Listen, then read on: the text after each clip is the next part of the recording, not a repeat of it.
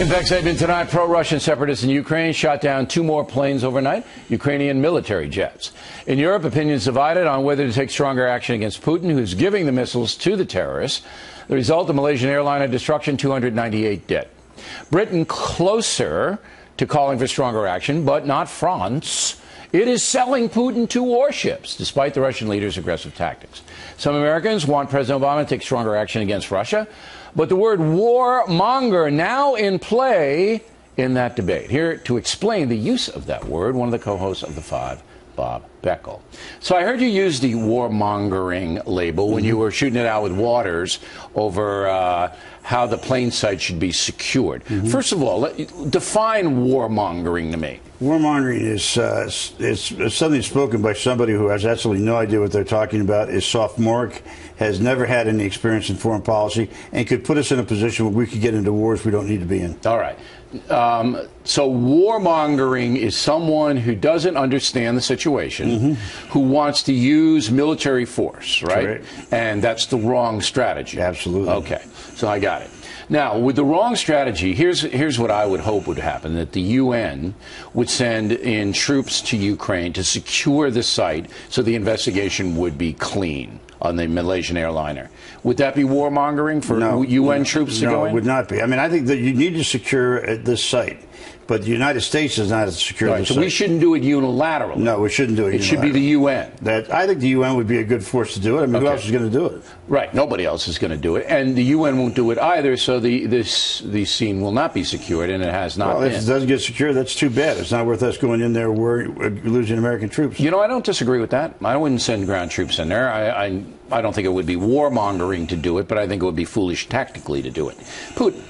I would take much stronger action against Putin economically, cut off all credit card receipts, and the United States could do that easily. Would that be warmongering? No, but that's a different story. Warmongering is putting ourselves in a position where we would potentially trigger a war. Cutting off credit cards is not doing that. I think more could be done. The fact is the United States has done some limited sanctions. The Europeans, who should be doing them, are not only not doing them, but they're aiding and abetting Putin, like the French. And they're cowards. And exactly, as far as I'm concerned, they are. So they're not warmongers. They're the opposite. They're the opposite of warmongers. They're peaceniks. Yeah. All right, they're peaceniks. I don't think they're peaceniks. They couldn't care less. They just want money. All right, so now, my solution is provocative. So you put Putin in a corner like that. He's a rat, right? Yeah, he's a rat, but he's vastly overestimated. All right, and man, you may be right, but you may be wrong, because Putin will warmonger. He will warmonger. Yeah, but warmonger with what? He's got nothing to warmonger. He's got a big army, he's got tanks, and he's got but he's going to send him across borders. He hasn't tried it in Georgia, got beat, and now he's got some surrogates doing it in Ukraine. Well, he's certainly warmongering in Ukraine. Well, yeah, I mean, he's obviously doing that. Sure he is, but what, I mean, in the end, is he going to get Ukraine? No. But listen to my question.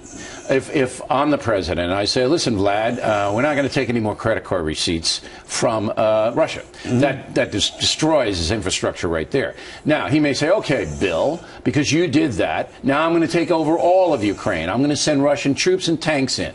Then there's a war. Is there a war with who? You're not following, are you? I'm following exactly what you're saying. You're suggesting the credit card receipts. Should I speak slower or what? I don't need you to speak slower. Putin's mad because I can keep up with you. Most people can't, but I can. Okay. Then here's a question that I'll rephrase. Is it warmongering to put Putin in an economic corner where he may lash back militarily? Absolutely not. Okay. Why? So then that's not warmongering. No, of course not. But I'm putting him in a corner if I did that. War is war. That is war. War is us going to war. Economic war. War is you can do economic war. That's not warmongering. No. Okay. All right. If you decide you're going to cut off oil and gas to the East, to Europeans, if they're willing to have the guts to do it, then that's not warmongering. That's choking this guy economically. Okay. This but that might start a shooting war. He's a fraud with who? Who's he going to shoot? He's going to shoot. Look, Russia, I hate to break this to you, has the capacity to overrun Eastern Europe. They could do it if they wanted. They could not overrun Sure they could. Who's going to fight them? Poland is a member of NATO. We would go in there at that point. That would be warmongering. If you attack a country that we have a treaty relationship to protect, then you'd be okay with it. I would certainly would, but he doesn't have that. He's not going to do that. All right. This guy, the worst thing that could have happened to him was have that Malaysian airliner shot down. Okay. Worst thing that ever happened to him. Iran. All right. Would we be warmongering if we say to Iran, if you do not stop nuclear weapon development, we and Israel are going to bomb you? Is that warmongering? That is going to war for a good reason. That's justified. That's justified. All right. All right, Beckel, you're sounding kind of cogent. Thank you. Did you get a lot of sleep last night, or what's? No, I'm just debating you, and I don't find you as intimidating as a lot of people do. No, you like this, don't you, Beckel? I do, very much. You like this because you know why? You know why you like this? Why? Because people actually see you.